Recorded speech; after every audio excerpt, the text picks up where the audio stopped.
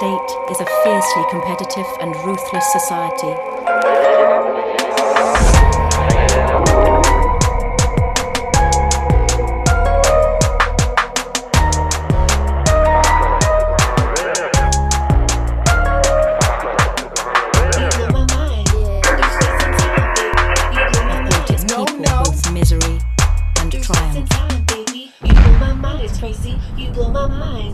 And now, After Hours with Rixx Javix. Welcome to After Hours with Rixx Javix. I'm your host, Rixx Javix, coming to you from the darkest reaches of low-security space, live from the Stay Frosty Lounge. Grab a cold drink, light a cigar, and let's talk.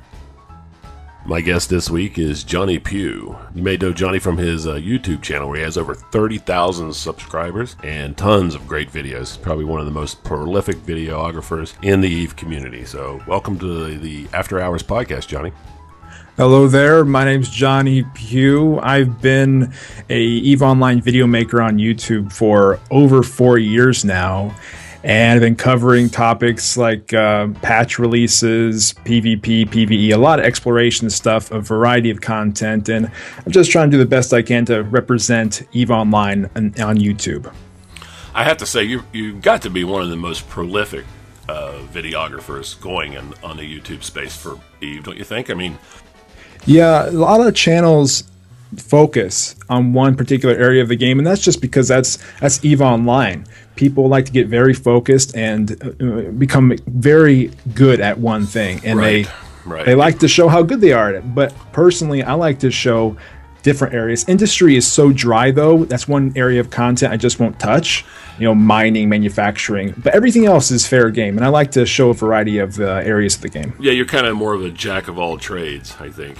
I try to be outside of alliance warfare and that big stuff. Right, and another thing, too, and I'll give you full credit for this, which I appreciate when I watch them, is they always seem to be completely without any sort of agenda or political slant or anything to them. It's just a very, it comes across, and maybe you don't hear this enough, so I'll scratch your back a little bit with it, too. It comes across very, very much as a pro-EVE stance, which I greatly appreciate that.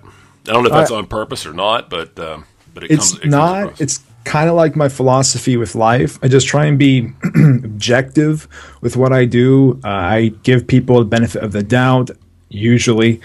And I just try and approach video games in general with a lighter sense, a lighter way of approaching it. People get so serious, and it's a video game. We're first world people who get to enjoy an internet spaceship video game. There are people out there struggling for food, clean water, crazy things. So why not just have a good time when I'm approaching a video game? I totally agree. And I think sometimes it's easy to get wrapped up in our and forget those and lose our perspective a little bit. And I think that's what a lot of the problems that we have, and I mean that is just in our community, is that loss of perspective. You know, it's easy to get wrapped up in your own shit sometimes and forget what's really important, right?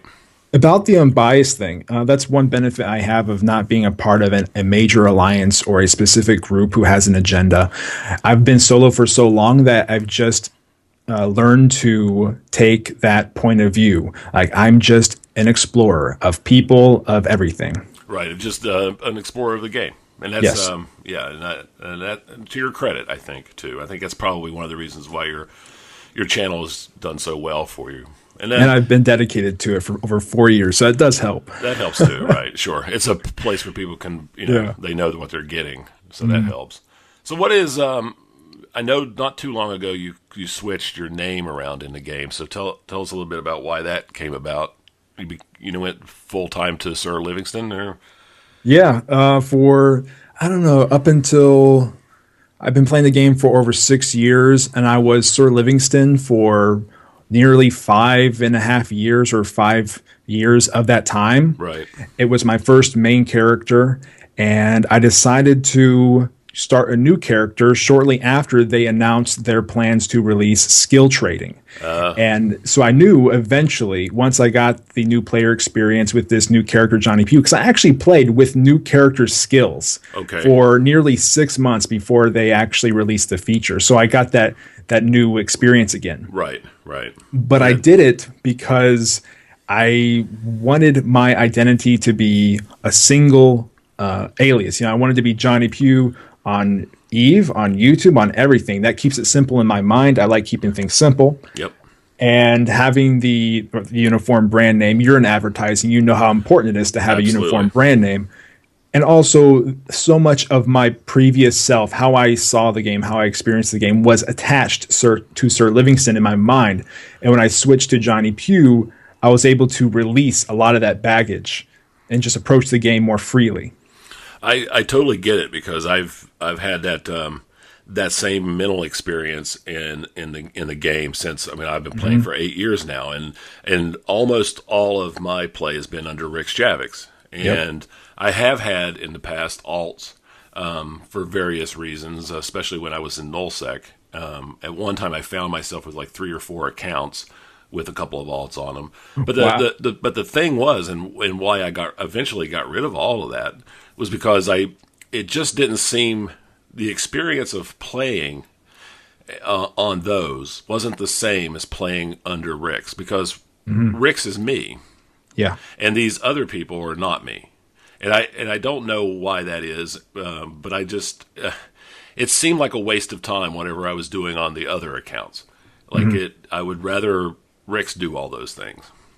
That's the MMORPG experience. Yeah. It's a role-playing game. So it's not a roles-playing game. It's a role-playing game. So you pick an identity to invest yourself into, and clearly Rixx Javix was the identity you invested the most into. So that was you. Yeah, it's me, and I still have. I only have one alt now. I've eliminated all the other ones, and that one I have to have, because I can't go into high sec, so I need a freighter pilot and a carrier pilot and a jump freighter pilot to move my crap around. But and even that one is Anastasia Javix, so she has the last name of Rixx, and ostensibly they're married, which has caused some problems with my wife, because before it was fine when she wasn't playing, but last year after we got back from FanFest, she decided to start playing, so that's a little odd now. So I've downplayed the whole "she's my wife" thing, and so that's kind of funny in real life. But yeah. So how have things been going lately? What's new in the game that you're finding to be interesting? Is it Citadels, or how do you feel about those things? Citadels are okay. I have yet to really invest much into them, because I don't like attaching myself to the game. Right. Something I feel like I'm compelled to come back to manage. Right. So I've avoided that my entire game experience. Citadel's not really interested. What I've been focused on ever since my break, I took about a month-long break, I don't know, back in April. Okay. And when I came back to the game, I realized how much PvP was important to me. Right. And how much that PvP compared to PvE was engaging, it was dynamic, it was challenging. It was, to me, what EVE Online is designed around, and I should really put myself into it, because I'm doing, like, all the people who watch my page, they like exploration, a lot of them do, but I'm doing them a disservice, not showing how fun PvP can be if approached with the right mindset. Exactly. Wow. So that's what I'm trying to do. Good. Yeah. I totally agree with that. To me, it's the root of the game. It is it's the heart of EVE Online. Without it, it's just not a game. Without, that's the game part of EVE Online, right? Without that, it's not a game. It's just a bunch of us flying around in submarines in space or whatever. And anybody who's played EVE for a long enough time, they know everything is boring and predictable except for people interaction. What happens when people interact in space? That's what's interesting about EVE, and that's what PvP brings to the forefront very clearly. Yeah, I will never forget that. Even though it's been 8 years now, that first moment when I realized, as a new player, that the red crosses that were in space, those were NPCs, and that's a dynamic that, as a gamer, my entire life, I totally understood that dynamic. That those are things you need to shoot, those are things you need to kill. They have predictable behaviors, how they do things. And then that moment when the other thing came into local, that was, hey, there's a person on the other side of that.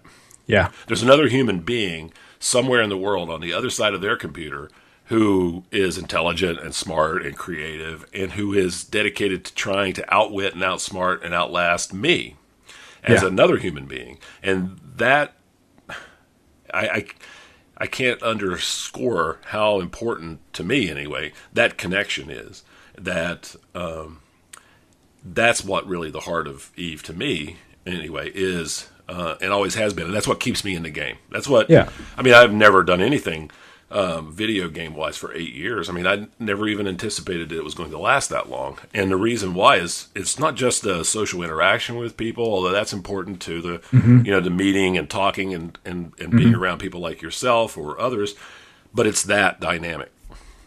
Yeah, when you have people engaging with each other, that is the most interesting part of the game because it can't be generated. It can't be faked by the game. You might have like AI scripts that tell you a story, what you're doing, but nothing is as purposeful as interacting with other people and fighting with them, cooperating. And that's what Eve should be about. So solo players like me, they really need to reach out more because it's not going to keep you. It's not going to keep you playing the game for years on end. I have managed it, but that's because I sprinkle in a lot of interactions with other players. I attack mission runners. Right. I PvP in solo. I try and do things with other people in the game, even though I'm not technically a part of a group. I still interact with that part. Right, absolutely, and I think it's one of the things that from my perspective. Along the years when I came to the realization that I needed to do my own thing and start my own corporation and build that environment for a lot of people, because there are, believe it or not, there's a lot of people who feel the same way. Yeah. And so that was really the genesis of Stay Frosty, and really what we're all about is group. It's really a hard concept for a lot of people to grasp, but essentially what our concept is group solo play. Yeah. We play solo in a group together. Yeah, you guys have a standing fleet, right? We do. We have a standing fleet, and you're more invited to be in it or not, and fly anywhere, do anything you want, anywhere in the universe. But communication with each other and sharing of intelligence, and who's where, and if you find something great, then ask for help if you want it. Yeah. And that seems to work pretty well. Yeah, the standing fleet concept is pretty good because if you ever, say, find somebody you just can't quite can think that you're going to take them on, like you're in a cruiser and they're in a faction battleship, like you ping, hey guys, I got this person I'm tracking here. Let's form a fleet quickly together and take them out. I can't do them alone. So that's what the standing fleet really helps, and that's it's like solo scouting, and then you have the fleet come in and finish them off. Yeah, I got the idea many years ago. I had ran an event. This was back when I was in NullSec, and I was writing on the blog, and I had an event. It was called The Hunt for Rixx Javix, and it was kind of like Red October. And I was going to fly a battle cruiser through LowSec and fight any comers, and you had to find me and kill me. And I can still remember my son at the time was with the Tuskers. And I'd flown into a system, and it was engaging him on a planet somewhere. And they all showed up, like 6 or 7 or 8 of them. And we had a nice fight, and then they blew up my Hurricane. I think it was in Hurricane. Anyway, that idea of a bunch of little ships in different systems, scouting and hunting, and being like a wolf pack. Yeah. That kind of stuck with me all these years. And I love that idea. Because there's a lot of times where you solo, you have, if you're in a Rifter and you come across a Tristan, you might want to try your luck at that. But sometimes there's a maelstrom. Yeah. And then what are you going to do? You're not going to fight that alone, although you might. But you always have help around if you need it. Yeah, you see that a lot with covert fleets. You have a bunch of bombers hanging out, and someone finds somebody, and then light the Sino, and then you get exactly. It's kind of the same thing in a way. Yeah. So same here with Citadels. I mean, I think they're a great addition. I think that the elimination of the POS is going to be great down the road, but I just have really no interest in them myself. And I don't mean that as a kind of a diss to them. I think they're awesome, but I have no need for it really. I hope that the NPC stations get phased out of the game eventually, and for players to take over that part of the game. But I know it's probably not going to happen. Yeah, I just really would like it to happen, but because it just makes the game feel truly player driven. I totally agree, and I think if in my mind, if that was going to happen and there was some resistance to it, at least let it happen in low sec and null. Mm-hmm. That would make sense. If you want to keep the NPC stations in high sec, I totally get that. The Empires should probably have their own stations, but let's eliminate them in low sec and null sec and let players run them and have that be a player thing. The one thing I didn't consider was agents, so they'd have to relocate NPC agents somehow and somewhere. Well, I think that could be a really awesome piece of gameplay for people who are in the mission running and things in corporations, and in the corporations themselves or alliances, depending on what your corporation belongs to, would have to build relationships with those agents in order to entice them to come and live in their station. Yeah, anything about that's interesting. Yeah, so you'd have you'd have to build up sex status or whatever would replace that. With that particular agent in order to get them to move their office into your NPC station, into your player-owned station. Yeah. Which I think could be a very dynamic thing because a lot of people care about that sort of thing. Yeah, it'd be more of the business part of the game because you're already taking control over a citadel, so you're taking that role of basically space station manager. So now you want to bring in people to help you become more successful, bring in more business. It's interesting. It's an interesting thing, and I think that I haven't given it a lot of thought until just now, actually, but that dynamic, that kind of gameplay might translate into other things as well. Positioning your corporation or alliance who owns that station in a light that would allow you to offer more types of services and or discounts to a greater number of people. Might be an interesting game mechanic, especially if there's competition in local. I mean, you think about it now. There are systems, and I'm sure you run into this too, where you pop into a system and there are 12 stations in local, or what is the difference between those? And then we all do the same thing. It's like, well, I need to repair on my ship, so let me do a couple of show infos.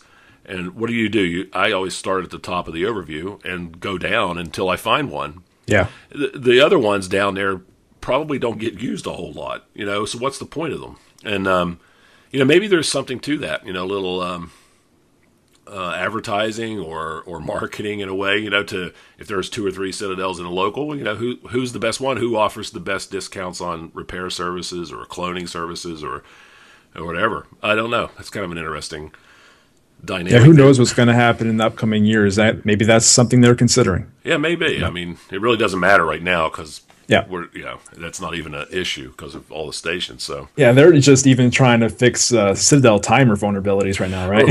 Right. They got enough on their hands. They got bugs everywhere without adding more gameplay. Yeah. Speaking of bugs everywhere, how do you feel about the new camera system? Curious to hear what your thoughts are. Camera system. Ever since they released it, I started using it because I found out there were some options to make it very much like the previous camera system. Right. And so I immediately switched and changed the settings around, tweaked it how I liked it, and I've been using the new camera system ever since. I have no problem with it. You've had no problems with it, so nothing. I mean, that's what at the first time it came out, I turned it on. I always do the beta stuff, Sure. And I hated it. And I hated it only because of one specific thing, and that was there's a part of the old camera system that my entire life depends on, which is hitting something in local and having my directional scanner and my ship align with that immediately. When I come into local, I do quick scans, 5-degree scans of everything to find out if there's anybody around that I want to blow up. And the new camera system, I was having no luck doing that, and now there is a way to do that with settings. So so I have also done that as well. I've switched over to the new camera system, and it's fine. Yeah. I'm not having any issues with it. Sometimes it gets a little funky. I've noticed I get skips in it, which is really odd. Wasn't doing that before, but I don't know if that's just me or something. But it skips sometimes, which is really odd. Like my ship will be facing to the left, and then it'll skip to the right real quick. It's really bizarre. Yeah. But all those odd bugs that just can't barely be duplicated and so can't get fixed. Yeah. Well, I mean, and it's all about perspective too, isn't it? I mean, you've been playing Eve long enough. When it comes to bugs now, we've gotten a little spoiled, I think, because, bugs in the old days, I can still remember I had 8 or 10 guys with me in nullsec, and we were roaming. And we were probably in battle cruisers and whatnot. And we jumped through a gate, and half of my guys didn't come out the other side. So there's 4 or 5 of us in system, and we're like asking on comms, where are you guys? And they're like, well, we have no idea. Wait a second. And they're like, and they linked it in fleet chat, and they were 17 jumps away. They had moved completely across the map. So wow, yeah, those were bugs. That's a major bug. That was a major bug, yeah.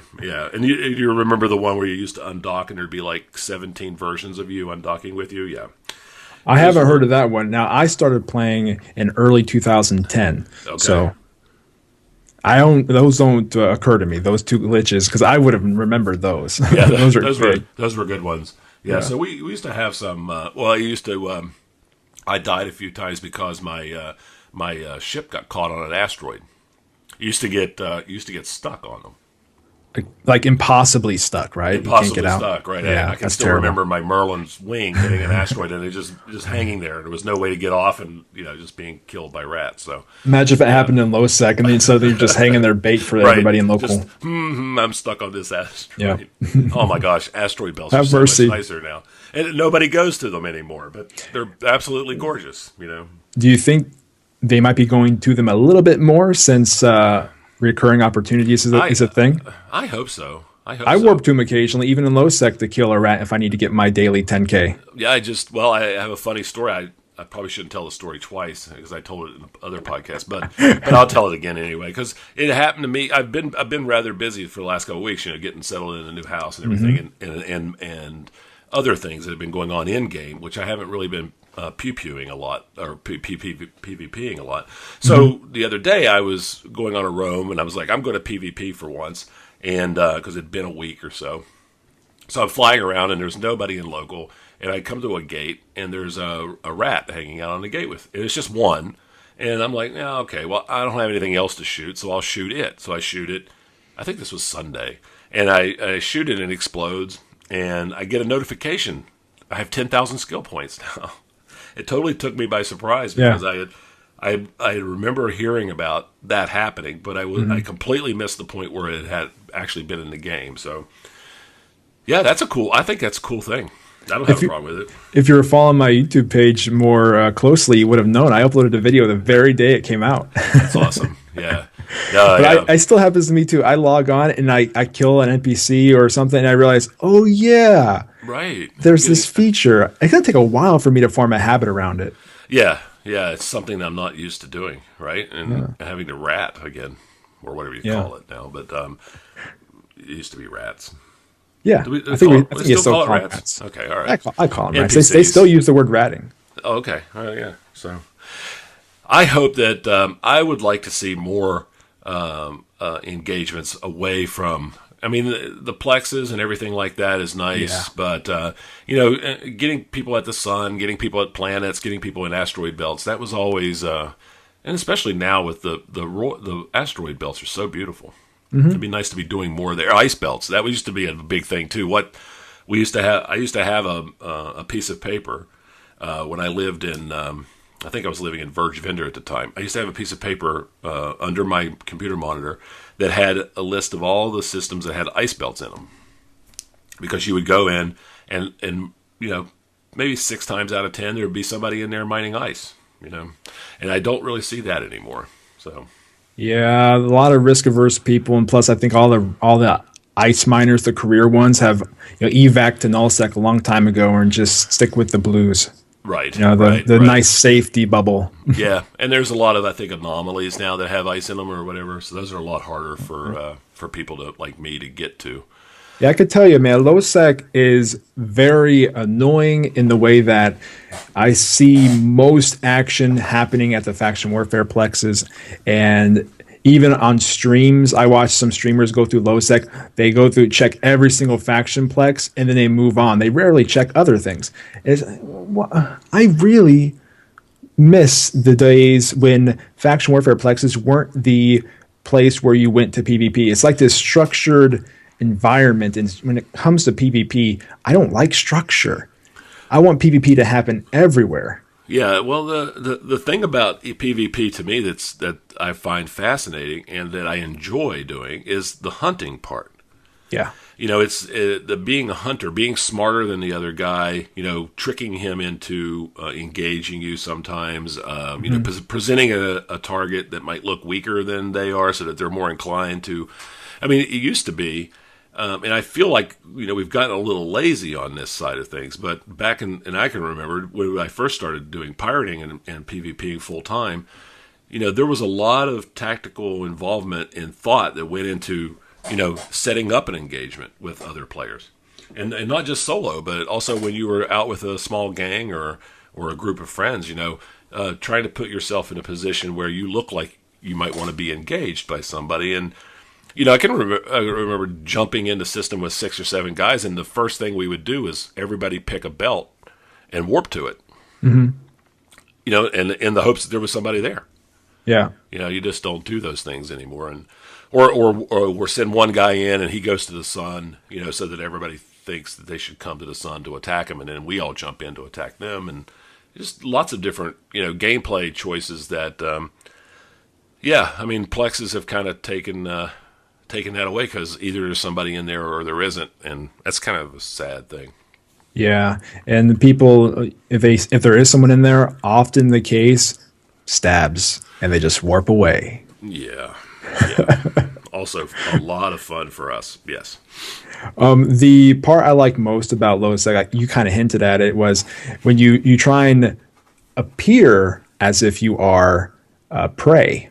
You try to say, okay, like for instance, you jump into a Stargate and someone's sitting there camping, and suddenly you decide to just quickly reapproach gate, but slowly, as if like you don't have a prop mod or something, and right. Just slowly. So they have to question, what's this guy doing? Is he just scared of me? I think I'm going to attack him because he seems like he's weak. And all these things I like to consider, all these different. I even had the idea of warping to asteroid belts and just ratting like a normal person would, right. And who is PvEing like a rookie, doesn't know what they're doing, doesn't know how dangerous it is in belts, and do that until someone engages me, comes after me. So in that way, I'll automatically have an advantage because they won't know I'm prepared. Exactly. Yeah, that strategy used to work really well for me too, and it's less successful for me now because of all the things that Eve puts on me as I fly around. I've got a -10 sex status, so I've got red. I'm red, and I probably have a skull to most people, and I'm a really dangerous looking person in space. So it's less likely that me ratting in a belt is going to entice anybody to come who wouldn't come otherwise. That's true. It's tough having a security status alarming people to this guy. He shoots pods. Right. Yeah, right. Don't be mistaken, guys. He kills things for a living. Right. But me, I have like a 3-point something security positive, so I can pull that off still. See, I still think there's room for bribery in Eve. I should be able to bribe certain officials to mask my security status for a short period of time or something. Like I could pay Concord like 50,000 ISK, and for the 24 hours I appear in local as a positive sex status person or something, even though I'm still -10 or you don't want to pay. You don't want to pay for the security tags though, right? Because that'll take away your -10. And I know a lot of people in your position actually take pride in having -10. Yeah, it's and the reason why is, and I've been -10 for over 4 years straight. And I'm not varied from that for over 4 years now. And the reason for it is because it's so freaking difficult. It would be a lot easier if I would raise my sex status. I could engage different types of people, and again, I would be a person that more people would probably engage. But it's kind of a source of pride because it is so difficult. It's harder. It's a very hard life. It's probably. I mean, that really in all of Eve, it's probably the hardest choice that you can make is to live that way. I agree. Every time I consider going to low sec and being -10, that's the first thing that comes to mind. I can't go back to high sec and get things with this character anymore safely. I can't restock my ammo. I can't restock ships. So it's really tough. But the badge of honor part is a real big plus. Plus, when people see your -10, they realize this guy doesn't hang out in high sec. He's no bear. He PvPs. And that's also a badge of pride. It shows I don't live in high sec. Come to low sec where everything blows up and has fun. Exactly. It's definitely a low sec thing, and it is a badge of pride and honor, and a hard scrabble kind of life that you have, because people can shoot you on gates without any sort of any problems. They don't get gate guns if they shoot you on station. Every time I undock, I'm undocking into danger. I don't know what's outside the station, so I still don't have a window. And every time I jump into a system, and that, probably, I haven't run the numbers, but I'm guessing close to half of my PvP losses are gate camps. Yeah. Because I'm solo most of the time, and I'm running without a scout. So when I jump through a gate, I have no idea what's on the other side of that thing.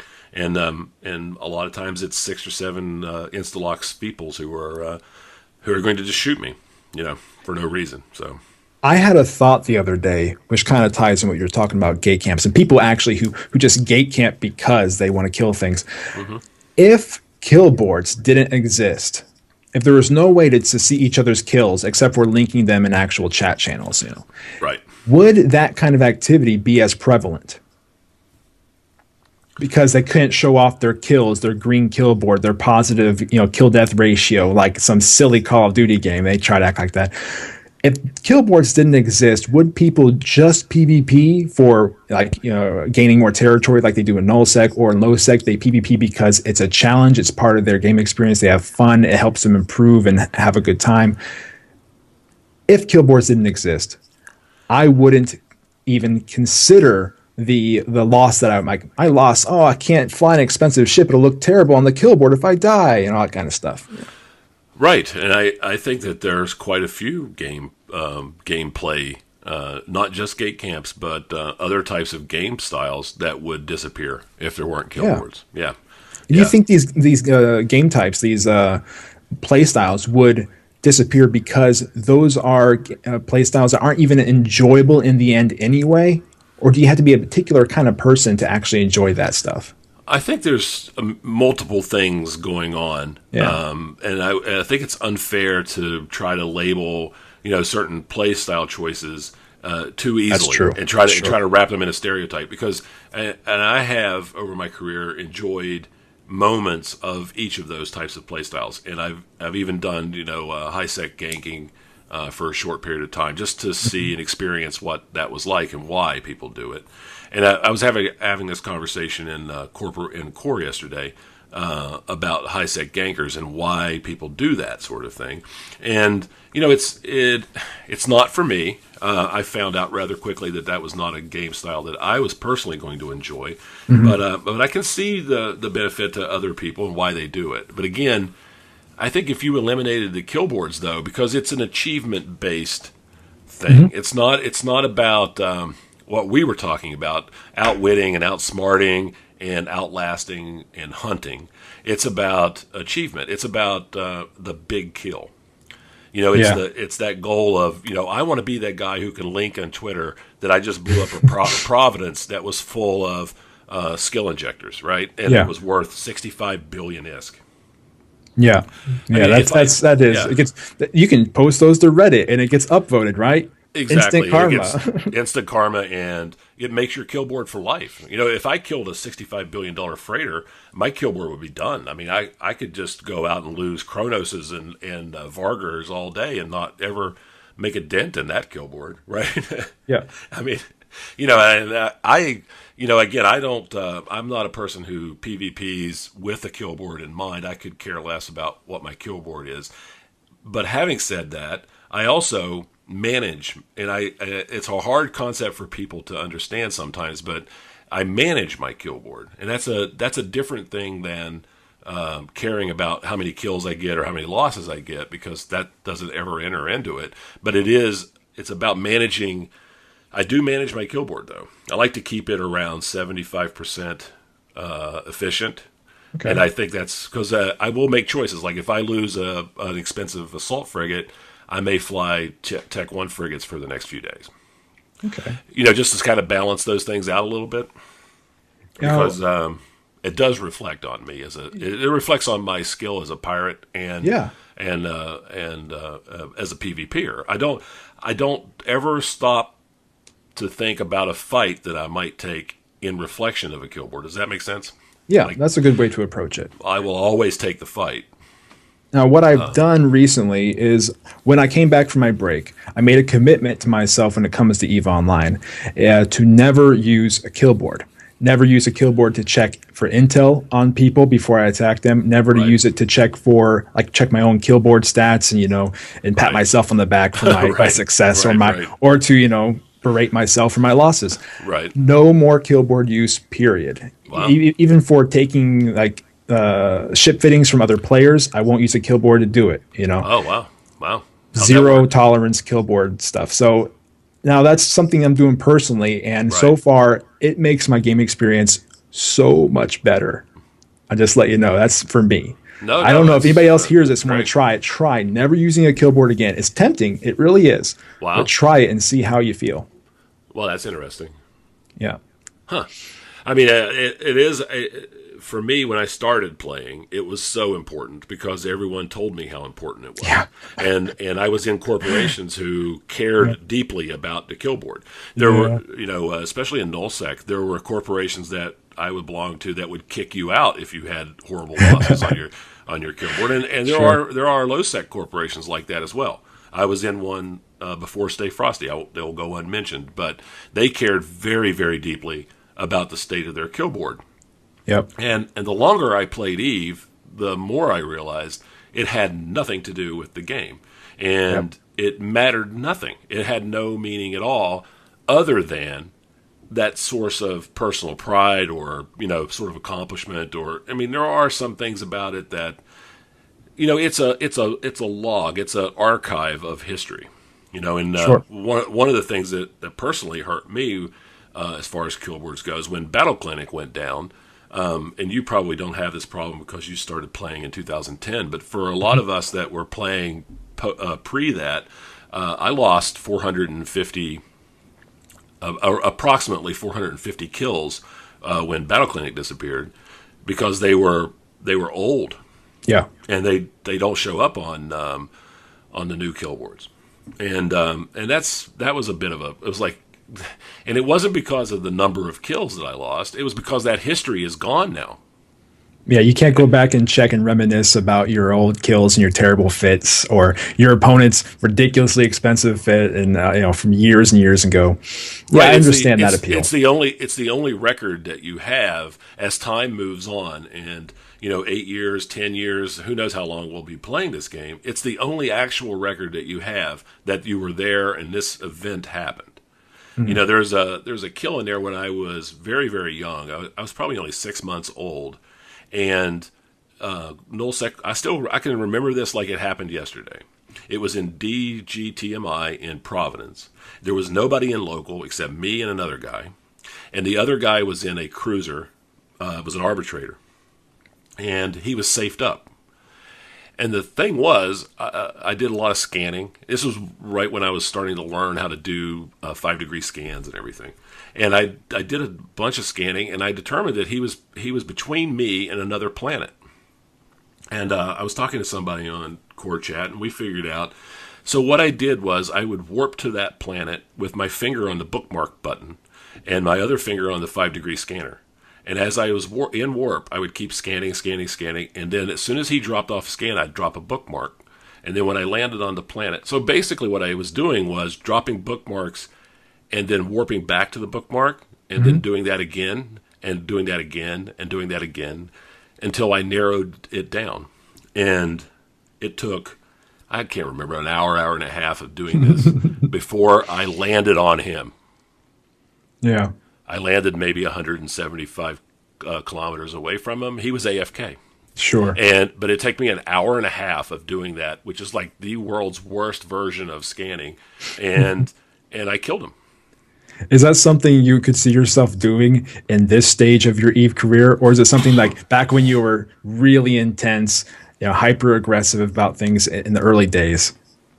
I would never do that again. Yeah. As a matter of fact, that very situation came up not too long ago, and I started to think about doing it. Yeah. And I just warped off. I'm like, no, I'm not going to do that. I'm the same way. It's like, man, if it's too much work, my time is more valuable than this kill. Yeah, because the worst thing is that, and this happened a lot, even back in the day, is you spend an hour and you need another hour to do it, and they wake up and warp off. And then you've just, and that happened a lot. So that's the kind of stuff that, used to be fun to try, right? Yeah, once you do it once, though, like, okay, I proved to myself I can do this, but then in the future, I can't see myself ever doing it again. It's like climbing a really tall mountain. I proved that I can do it. I don't really need to do it again. Yeah, there were a lot of things like that about Eve that I wanted to try, that you want to try. You try your hand at. I flew into a rookie system once and dropped cans, and this was 6-7 years ago. And I went to Totokai, which was where I was born as a Caldari, and I dropped cans and enticed new players to open the cans so that I could blow them up. I did that twice, I think. I felt so horrible about it. I ended up paying a lot of ISK to those players, but I did do it once, and I broke a password code on a POS shield. I set in nullsec in my stealth bomber for a good 45 50 minutes typing passwords into the POS shield, and it went down. Wow. And I stole a nightmare and a couple of cruisers and a battleship and something else, but the nightmare was the big thing. And so that was really awesome. Those kinds of things, Like password 1, 2, 3, 4, 5. right. Triple A, 444, yeah. And that's the kind of password an idiot would have on his luggage.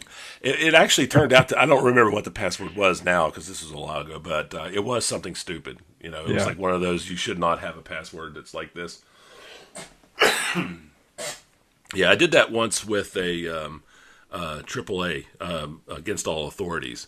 They had I was just flying around doing scouting, and I found an Avatar Titan in a POS shield, and at this point, back in the day, Titans were a little less common than they are now.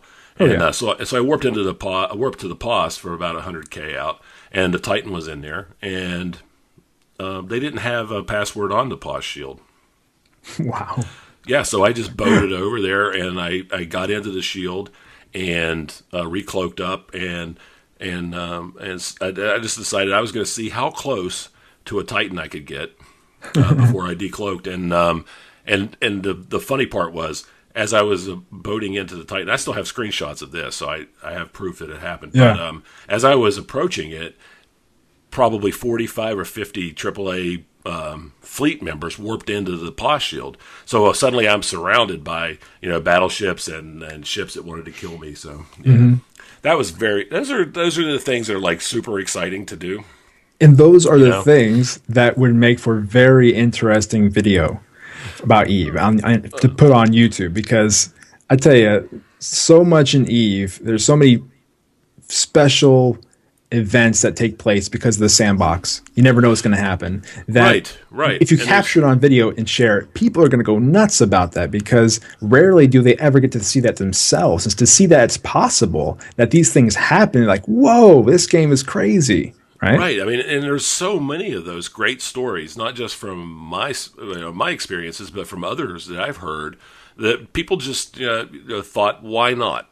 Why not try that? And it worked. I can remember a friend of mine, this is way back when we were first starting, and we were just talking one day about, I can't remember what, but it was like, well, I wonder what that system is way up on top of the map. Like if you look at the Eve map, or at least the old one, when you'd open it up, there was a star system all the way up at the top. right? It was all out by itself. So one day we decided to fly up there. I think we took condors or something, and we flew all the way up to that little, all the way up there. There was nobody there, but just to do it. Yeah. Those are the things you can do in Eve because it's a sandbox, right? As long as it's within the game mechanics and it's not against the rules of the EULA, the TOS, then it's fair game. Go do it. Right? Yeah, it's like who is it that's flown to every system in Eve? You know, there's people who have done that kind of thing, and why not? Whatever you think of, you can do it. There really aren't any rules to keep you from doing anything. You know, just the game mechanics, and as long as you're following in those, really the sky's the limit. Yeah, whatever brings you enjoyment in the game. Like I said, this is we're very privileged people to be able to sit down behind a decent computer and play a video game with people across the world and not really have to worry about food, water, shelter, that kind of stuff. I mean, we're very privileged people to do this. So just play the game and have fun. If you're not having a good time, don't do what you're doing anymore. Do something else, you know. Yeah, don't get stuck doing something that you find unenjoyable. It really you should have no tolerance for that. Yeah. You know, that's the thing I find most upsetting. People come to me every so often and they say, you know, Rixx, I've got to leave the corporation. I really don't feel like doing this anymore. And I'm like, great. Yeah. Go do that thing for a while and see if you like it. And if you don't, you're always welcome to come back. We're not going to hold it against you. The last thing I want is anybody staying to do something that they don't like. You know, go do that. Yeah, that creates resentment. Yeah, go find out if that's for you. I don't want to keep you from doing that. You know, I did that when I was starting out. I tried everything that I thought would be interesting. I even took a couple months off and did PI and built spaceships for a while just to make some ISK, but to see if I liked that. And I like exploring. Well, I used to. I mean, I've pretty much settled on what I enjoy now. Mm-hmm. But back in the day, I wanted to try everything. You know, I wanted to fight in big nullsec wars. I got to do that, and I wanted to travel around and go into wormholes and do high sec ganking and gate camping and do whatever.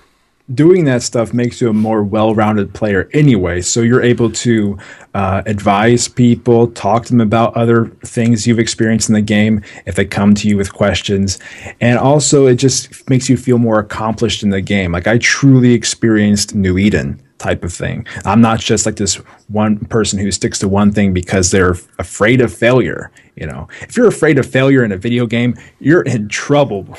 Okay. You are. It's not going to. It's not going to end well for you. Especially it's a video game. Real life.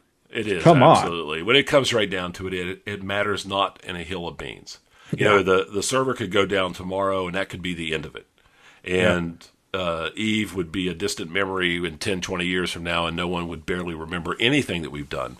Wives and girlfriends around the world would shout in celebration. Would rejoice, right. The important things are the things that you can't find in a kill board. The important things are relationships, the friends that you've made, the work that you've done together, the achievements that you've managed to achieve.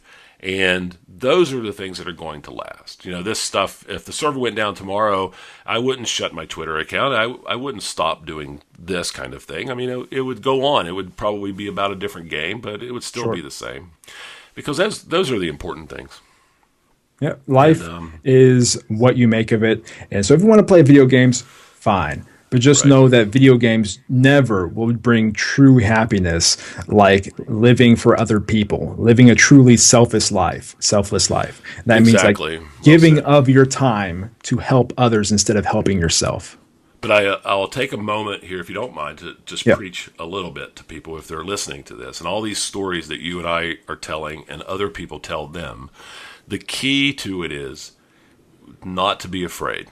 There is nothing to be afraid of. If you don't take the risk, you will never have a story like that to tell. If you don't try, it won't happen for you. You know, it's nothing's going to happen to you. You have to go out and make it happen. You know, you have to sit for an hour and try every password that you can think of. You have to be willing to fly into an enemy POS shield to get close to a Titan. You have to, do these things. You have to steal the nightmare. You have to take that risk, and if you don't, then you're not going to have stories to share. And those are the things that really matter, in my opinion. The experiences, the stories, the yarns, right? To sit around and spin those and share with each other. And that's really what it comes down to. It's more important than how many kills you have on your kill board. Although it's nice to have a lot of kills, but the stories about them, that's what, and that was the thing that I found that was the loss. When you lose 400 and some kills, it wasn't about the number. It was about the stories that went along with them, and it becomes harder to remember them because you don't have that reminder. Yeah, you don't want that regret. You don't want to be saying, "What if? What if? What if I did that? What if I tackled that battleship in the belt and he didn't have a Falconaut waiting to jam me and I killed him solo?" Exactly. What if?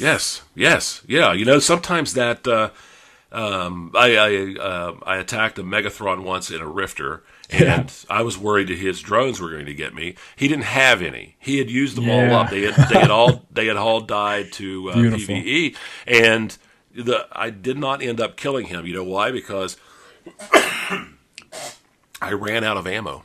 Oh. Yeah. I actually, it's a funny story, actually, because I had a corps mate come out in a transport ship to drop. He had to warp in, drop the can, and warp off quicker than the Megathron could tackle him. He had to do it close enough so that I could keep point on the Megathron without, and get the can. So it was like it was a very complicated operation, and we only successfully managed to do it one time. And even 2 loads of ammo, the one ammo I had and the ammo he brought, weren't enough to kill the Megathron, and he ended up getting away, sadly. But no what if, right? You took it. Nothing ventured, nothing gained, and that's not just true of Eve. It's true of life as well. And you take the bull by the horns and do it. You only live once. You might as well try, right? Yeah, if it's easy, everyone would do it. It wouldn't be worthwhile doing in the first place if it was easy. Exactly. I think that's a great attitude and a great philosophy in general. Just don't. And that's the attitude towards solo PvP in EVE Online. If it was easy, everybody would do it. Right. Well, there are quite a few people who would probably argue against that on solo. You need a link alt scout. A guy in a T3 giving you boost, and always never engage anybody that you can't beat. Always be sure that you're going to win that fight before you take it. I'm not really. Because you got to keep that kill board green, right? Right. Yeah. Make sure you got the faction points appointed and drop some drugs right before you go in to get that extra little boost. But it's not how I play. Yeah. And I'm nothing against others for doing what they do. They die too. Their ships explode just as easily as ours do. So. Yeah, we fly the same chunk of minerals. That's all we do. Yep, exactly. Hey, Johnny, I really appreciate it, and a great conversation. And You're welcome. Do you have any final words you'd like to say? Or? Oh, just, man, make more videos, everybody. People, YouTube and EVE Online is a terrific combination. People want to see the amazing things that happen in this game that we play. So record something and put it out there. Even though people are going to criticize you for it, because even I get a lot of criticism, just do it because the community benefits from every single video that's put out there about this game. That's great advice. I like that. I should do that more often. I've never made a PvP video. I should do that sometime. Yeah. Just record my screen. I've never done that. I mean, I did it once years and years ago when I fought Nash Cadaver, and there's been a couple of other like 1v1s that I've recorded against famous people, but. I should do a Rome video or something. Just why not? Hey, whatever you feel led to do. You're inspiring me, Johnny. So thank you for that, and thanks for joining me and for a great conversation. I really appreciate it. Thanks for inviting me.